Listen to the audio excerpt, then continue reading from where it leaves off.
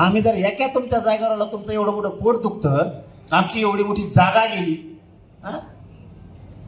10 जागेवर आमचे लोक उभा राहिले, इथं कोण उभा राहिला, इथं कोण उभा राहिला, मग काय वड्यात उभा राहतो, कुठं उभा राहतो मग दम्मानी घेऊ. एवढे चालणार आहेत आपल्यावर. आपल्याला काही मिळायला लागलं त्याचं पोट दुखायला लागलंच. आपण सारथी मार्फत काय मागितलं की त्यांचं पोट दुखतं. महामंडळामार्फत अण्णासाहेब पाटलाच्या काय मागितलं की पोट दुखायला लागतं. आपल्याला आरक्षण मिळून आपल्या पोरी MBBSला चालल्या, PSI व्हायला लागल्या, आपले पोरं पोलीस भरतीत चालले, सगळ्या क्षेत्रात चालले, उच्च शिक्षणात चालले, पोट दुखतं. म्हणून आपण थोडं दम्माने घेऊ आणि प्रमाणपत्र निघलेले लय सोशल मीडियाला टाके जाऊ नका. दमच नाही, निघालो मोपलो निघालो, थांब ना जरा, ते लगेच तिकडे रातभर झोपत नाही.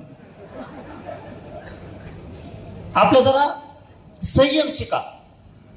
एखाद्याचं प्रमाणपत्र निघालं की रोडनीच पळत आहे. ते धाराशिवचं कोणीतरी एक प्रमाणपत्र निघालं, रोडनीच पळायला लागलं प्रमाणपत्र घेऊन. मी जिल्हा परिषदलाच उभा राहतो म्हणलं ओबीसीतून. झाले ते जागे. आपलं जमत नाही, आपल्या जागा खाल्ल्याच जमतात त्यांनी, पण आपण खाल्लं की पोट दुखतं. जसं की तुम्हाला लईच वाईट वाटत असलं तर तुमचंच उदाहरण देतो. सोलापूरची ओपनची जागा आहे महापौरची.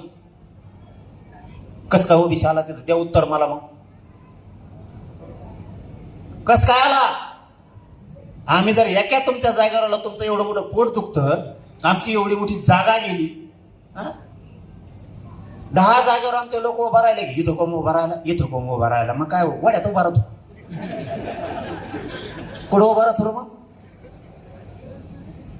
आणि आम्ही काय नुसतं कॉम्प्युटरच घेऊन पळाले हो. तुमची गेली आमची जागा. आणि म्हणलो का, आज म्हणलोय मी, तुम्हाला आठवण करून दिली फक्त. आम्ही म्हणलो का म्हणून ओपनची जागा ओबीसी दिली, आम्ही घेतलीत, मग तुम्ही कोण म्हणता? याच्या पलीकडचा फरक सांगतो. वेळ आहे तुमच्याकडे? फक्त 2च मिनिटं घेतो. हे तुमच्यासाठी लय महत्वाचं आहे. वागायचं शिका, वागायचं शिका.